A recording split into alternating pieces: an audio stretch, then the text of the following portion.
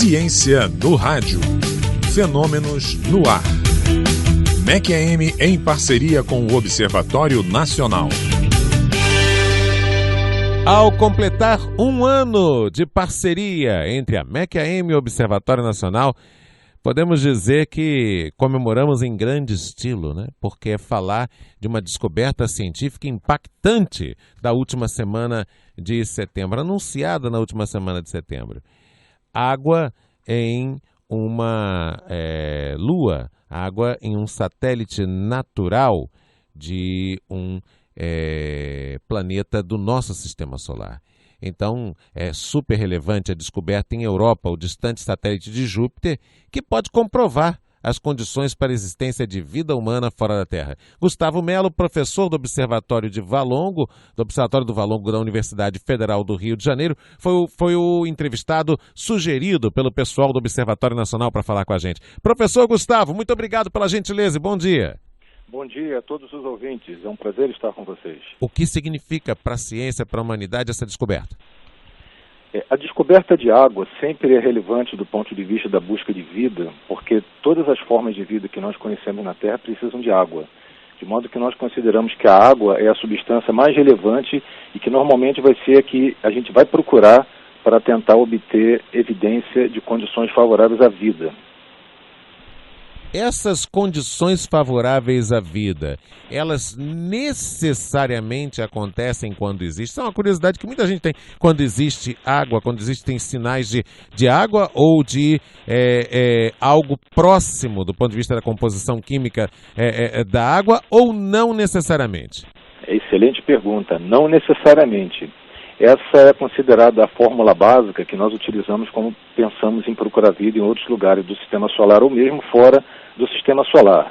É preciso haver água pelas condições absolutamente necessárias que a vida necessita, nesse caso, substância líquida, onde todo o material biológico processa seus processos e seu funcionamento, mas também uma composição química adequada, que envolve, por exemplo, a presença de carbono, que é o mais importante elemento que compõe os seres vivos como nós conhecemos, e, além disso, energia suficiente para manter essa água sob a forma líquida.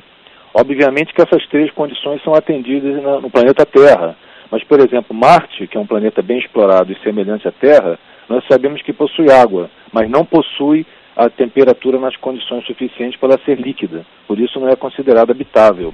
Esse satélite Europa tem, em princípio, todos os ingredientes. Então, fora do planeta Terra, ele se configura cada vez mais como o lugar mais interessante do sistema solar para nós procurarmos vida tal como nós a conhecemos.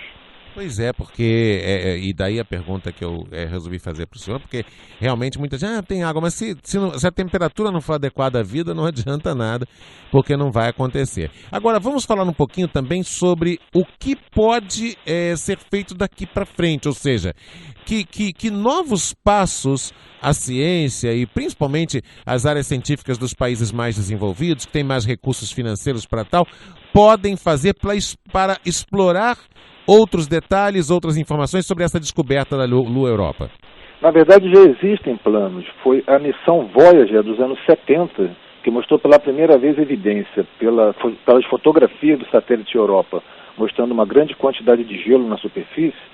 Já nessa época, na virada dos anos 70 para 80, surgiu evidência de que deveria haver quantidade de água líquida abaixo desse gelo. E ao longo dessas décadas, essa evidência só fez aumentar. E com essas últimas descobertas, onde nós detectamos diretamente água jorrando por debaixo do gelo, isso só reforça o que já se desconfiava há muito tempo e do qual já tínhamos evidências bastante sólidas, só não tínhamos a certeza absoluta. Já existe em planejamento uma missão da NASA, com provável colaboração da Agência Europeia do Espaço, que vai enviar uma sonda a Júpiter, que vai explorar o satélite Europa especificamente, procurando evidências da presença dessa água, tentando estudar a composição química dessa água, já que a gente vai ter acesso a essa composição, uma vez que a água está jorrando para o espaço. Isso facilita bastante o trabalho da sonda. Se isso não acontecesse, a sonda seria obrigada a fazer um pouso e prospectar, o que tornaria ela muito mais cara e mais complexa. Então, essa descoberta permite, isso já está sendo incorporado nos planos, uma sonda que não necessariamente vai precisar pousar, ela pode, portanto, ser maior, com mais instrumentos, para poder investigar a composição química dessa água com mais detalhes, e vai fazer passagens muito próximas de Europa tirando fotografias de alto nível de detalhe e esperamos, acessando diretamente a composição química da água e talvez até, isso não é, digamos, muito absurdo de se pensar, detectando micro-organismos. Agora, podemos imaginar ou projetar prazos para que isso aconteça? Quer dizer, um calendário, em espanhol se diria calendário tentativo, quer dizer, um prazo, um roteiro de que em quanto tempo tudo isso será possível? Sim, os planos estão, na verdade, em franco andamento. A missão já está em o que eles chamam de fase de projeto. Eles devem fechar esse projeto até meados do ano que vem. O lançamento está previsto não muito tempo para depois, talvez 2018 ou 2019. O tempo de viagem é longo, por questões de economia de combustível. Normalmente a sonda não faz uma trajetória muito reta, ela usa encontros gravitacionais, como é feito hoje em dia nas modernas sondas, e devemos ter resultados, espera-se para 2022, 2023. Ou seja, daqui a alguns anos, mas menos de uma década. Uau.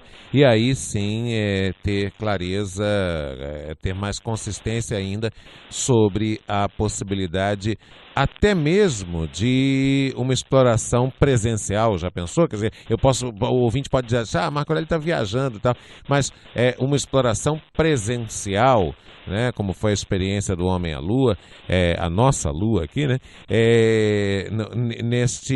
nesta Lua Europa, ou estou viajando demais? Não, na verdade, se você projeta o desenvolvimento das nossas potencialidades, digamos, dos países desenvolvidos, já existem planos para explorar asteroides próximos, que já são bem mais distantes do que a Lua, e obviamente que o próximo destino é Marte, porque ele oferece condições bem mais favoráveis para a exploração por parte de astronautas. A gente precisa consolidar esses objetivos dentro de, digamos, 1 ou 2 décadas. É interessante observar que não apenas a NASA, mas aquela empresa privada americana SpaceX, do Elon Musk, o milionário, está fazendo planos ativos para, em menos de 10 anos, enviar seres humanos a Marte numa iniciativa privada. Se esse milionário, se essa empresa conseguir desenvolver suas potencialidades do modo que planeja, nós poderíamos pensar em missões tripuladas à Europa no intervalo de algumas décadas, otimisticamente. Ou seja, no tempo de vida de uma boa parte dos nossos ouvintes. É verdade. Gustavo, muito obrigado pela gentileza, muito obrigado por ter contribuído aqui com esse aprendizado nosso, nós todos aprendemos aqui com você, sobre o que representa para a ciência e para a humanidade a descoberta de água, ou de algo semelhante à água na Europa, distante satélite de Júpiter. Muito obrigado, tá bom? Obrigado a vocês, um grande abraço a todos. Como eu disse aqui, comemoramos em grande estilo esse aniversário dessa parceria entre o Todas as Vozes e o Observatório Nacional. Ouvindo Gustavo Melo, professor do Observatório do Valongo, da Universidade Federal do Rio de Janeiro, sugerido aqui pela equipe, pela Letícia e toda a equipe do Observatório Nacional. É uma parceria que veio para ficar quartas-feiras, por volta das 9 e 10 da manhã, aqui no Todas as Vozes. Ciência no rádio. Fenômenos no ar.